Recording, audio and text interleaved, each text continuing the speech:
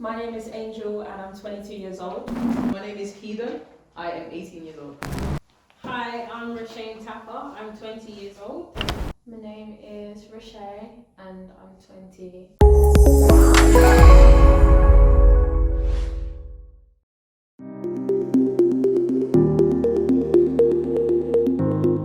The thing that surprised me most about this course was probably just the overwhelming topics such as debt then being simplified into something a lot less scarier because of how it was broken down, and just feeling more comfortable with how to deal with them in the future.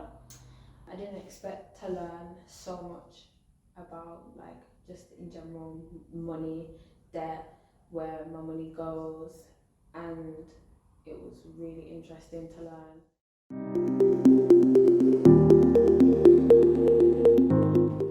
I learned a lot, but the way the staff here taught me, it was like they made it so that it was easy for everyone to understand. So because of the way it's formulated, you're not afraid to ask questions.